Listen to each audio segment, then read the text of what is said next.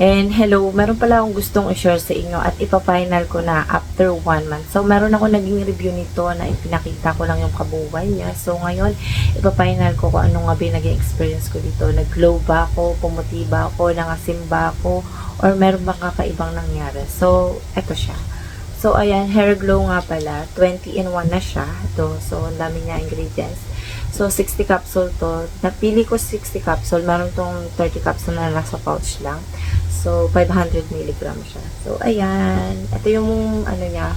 So, ang cute niya, diba? Nasa capsule na maliit yung lagayan niya. So, may design siya. So, pagdating dito, hindi mo siya makikita masyado. Ayan. Sobrang liliit niya. Ayan. Pero yung glutathione preform nito ay 150 mg. Mababa. Parang ganun. Hindi. Pero, kubuhan niya kasi sa 20 ingredients niya is 500 mg. Ayan, yung total niya. So, ang kagandahan dito, sa bawat may ingredients niya na nakalagay dito ay, meron siyang milligram. Kung ilang grams nga ba yun. Ayan. Kung ilang nga bang milligram. Yung baba yung collagen niya is 200 milligram. 200 milligram. So, FDA approved nga ba to? Yes, FDA approved to. So, ngayon, nung noon na nakita ko to sa TikTok lang naman kasi ako tumitingin ng mga gustong i-review. Dahil nga marami akong nire-review, mapasabon, mapa-lotion, or kaya mapa-skincare, and capsule or collagen. Ayan. Ito isa sa mga napili ko na magandang naging review sa kanila. So, ako gusto ko naman din kasi ako, may experience nila na experience nila. So, ayan. Paano nga ba siya i-take? Pag-take ko, para sa akin, is umaga lang. 2 agad. May time na gabi, umaga, pero nakakalimutan ko kasi sa gabi, bigla na lang kasi ako nakakatulog sa gabi. Nung time na tinitake ko, kaya umaga ko siya ininom. Hindi naman ako inaantok, yung iba inaantok sila, pero maganda siyang i-take ng gabi din, 2 agad. O kaya, depende na lang sa'yo kung paano mo siya i-take. Kung sinisikmura ko, nangangasim ka, kumain ka muna, and after 1 hour or 30 minutes, pwede mo siyang i-take na pagtapos mo kumain. So, ganun lang naman. So, ako kasi nagpa-fasting kasi ako umaga-umaga. So, bumalik na yung fasting ko. Matagal kasi ako nagpa-fasting talaga. I mean, taon na rin. Minsan may time na talaga nasisira siya. So, dahil nagpa-fasting ako, mahaba yung fasting ko gabi, 9:30 hanggang 2 p.m. So, ayun, sobrang haba na fasting. Minsan tanghali lang, hanggang tanghali. So, ayun, kaya iniinom ko siya ng umaga, 2 agad. Wala naman nangyayaring pangangasim or kaya Inom lang kasi ako ng inom ng tubig pag nagte-take ako ng mga capsule or kaya collagen. So, importante kasi yun na more tubig. Tsaka, hindi lang nag-iinom ka ng ganito at umasa ka sa capsule na kaya ba niya o kailangan mo rin kasing uminom na maraming tubig. Kumain na masustansya, prutas. Hindi mo naman araw-araw prutas. Kumain ka rin ng prutas, gulay, exercise. Para yung skin mo, ayun, makasabay rin ito na sinasabayan mo rin siya para umayos yung skin. So, ayun yung ginagawa ko. So, ipapakita ko yung laman nito.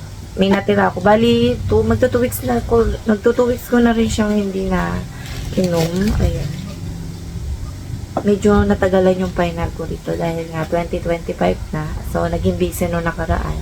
So, ngayon lang ko siya naging na-finalan. So, small siya. Parang medium yung size nito. So, ayan. Yung iba kasi, natatake ko ng mga capsule ay mga siya, tawag dito, malalaki siya. Ito naman, medyo maliit, pero hindi siya siksik siya. So, yun yung kinagandahan dito, siksik. Huwag nyo itatapon pala ito. Ibalik nyo rin sa dati. So, ayan. Pumuti ba ako? Nagkaroon ba ako ng breakout? Sa breakout na.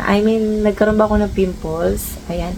Hindi ako nagkaroon ng pimples. Maganda to. Nakakapagpatanggal daw to ng dark spot sa face. Nakakapagpalight, hyperpigmentation. Nakakatulong din siya sa mga pimples. Ayan. Yung iba naman kasi hindi hiyang. Kaya nagkakaroon sila ng pimples.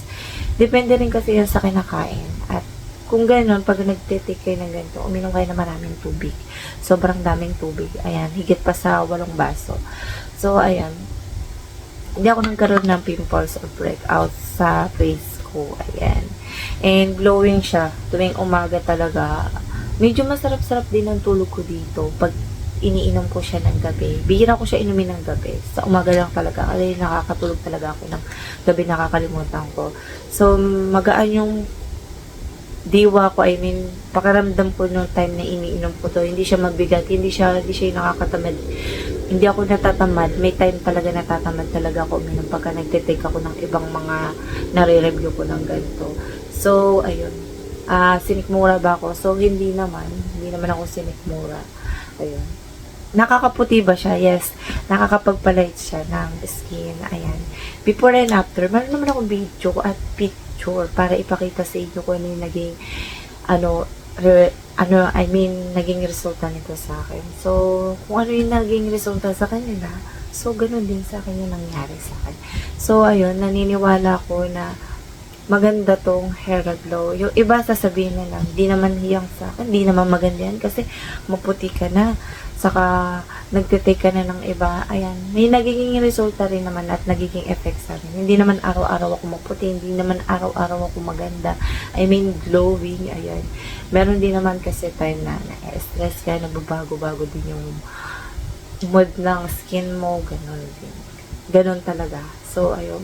Ang mahalaga ay nagtatanong ka rin sa doktor, halimbawa, preggy ka, tsaka lactating mom ka, or kaya meron ka tinitake na mga gamot na maintenance na iba, magtanong ka muna sa doktor. Importante. May makukulit pa rin na mom na preggy na nagtatanong kung pwede. Importante talaga na hindi umiinom ang mga preggy na katulad ng ganito or kaya collagen. Stop nyo na muna. Kahit nasabihin ng iba na preggy to, pwede siya sa basta bawal muna siya sa lahat.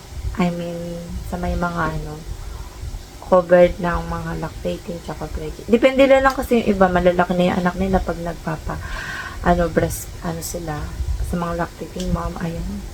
And, ayun, importante yung nagtatanong muna sa doktor, lalo sa mga may mga history na mga nagtitake sila ng high blood ka, or kaya mataas yung sugar mo, or kaya kung ano man yan, magtanong ka muna sa doktor. Importante yan. Lalo na, ipakita nyo yung gusto nyong i-test. So, ganun. Halimbawa, picture lang. Hindi nyo agad bibili. Kasi sayang naman kung hindi naman pwede sa inyo.